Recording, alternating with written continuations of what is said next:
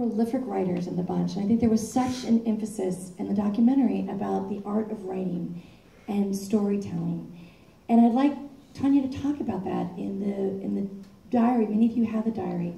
One of the stories that is probably the most used by teachers happened to be her story. And so I'd love for her to tell you the power of picking up a pen and a journal as a teenager, becoming a published author, and what that was like to be able to really leave a legacy. So I'd like to have Tanya come up and share her story.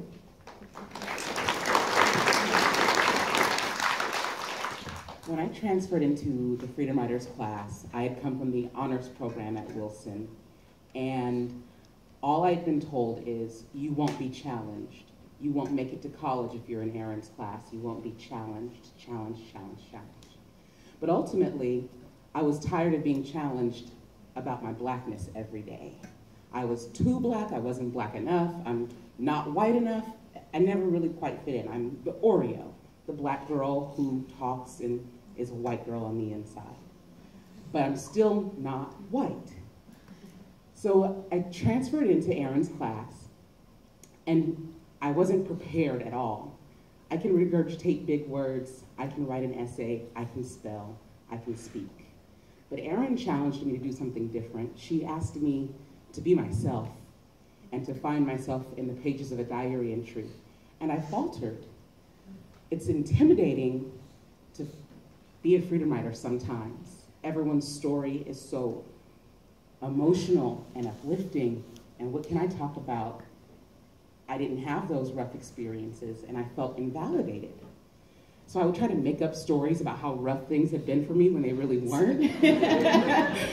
And Erin caught on, you can't get anything by her, and she says, no, what do you know about Tanya? What is it like to be a black girl whose identity is constantly in flux and not fitting in?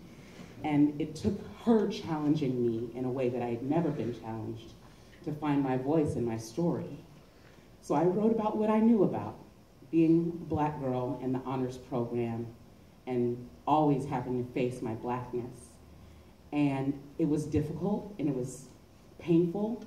And it's so funny because to think now that that diary entry is a legacy that will carry on for future generations, and how difficult it was for me to pen that story.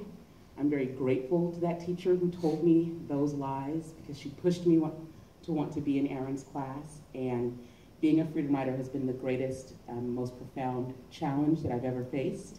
And I'm really glad and pleased to say that I will be leaving a lasting legacy.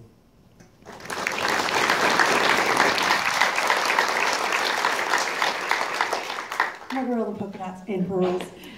We were sitting next to each other during the documentary, sharing Kleenex, and marveling at the zingers, the one-liners. We made a deliberate choice not to have a narrator, not to have a Morgan Freeman who talked about those penguins marching across the ice, but allowing the freedom writers to tell their story, unscripted and uncensored. And I hope that it spoke to you. I heard somebody behind me snorting.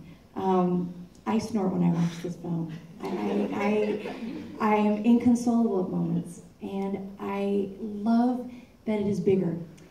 And so I'd love Tiffany to talk about what it meant to take a name that was so big. Freedom writers, activists, people who were your age, college students, who said, I'm going to take a moment at a time. This will be my test.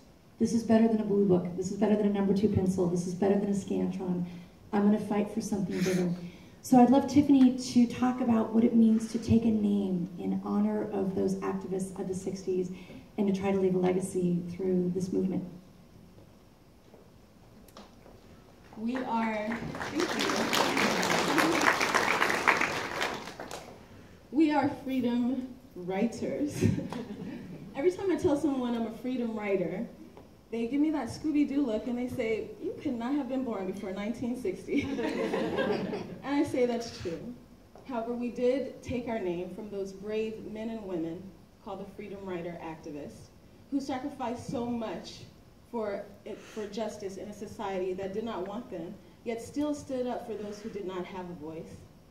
We were in awe of how John Lewis gathered together his brethren to take a stand during those, a nonviolent stand during those freedom rides. And then again, on that fateful day on a bridge called Bloody Sunday. Ms. Gruel showing us those documentaries about the civil rights gave us a huge lesson in resilience. To see those young people go back to those counters to practice being verbally and physically abused, to walk on those streets time and time again, knowing that vicious dogs and fire hoses and the possibility of jail was in their imminent future. The Freedom Riders took writing as our way to take a nonviolent stance against the undeclared war that we were enduring. And we were again changed through Holocaust education, another powerful lesson in resilience. We began by reading the diary of Anne Frank, and then met Miep Gies. Up until that moment, I didn't know that kindness among strangers existed. I didn't know that people would help others when they didn't have to. Growing up in a house filled with daily domestic violence, I used to wish and pray that neighbors or strangers would take pity on the screams and turmoils they must have heard coming through my walls. And yet these Holocaust survivors, not victims, told us they recreated their lives from nothing after being starved and tortured and displaced. Everything that I ever felt I was enduring. And at that moment, I knew that I did not have to be defined by my circumstances, and a life of accomplishment was possible. Thank you.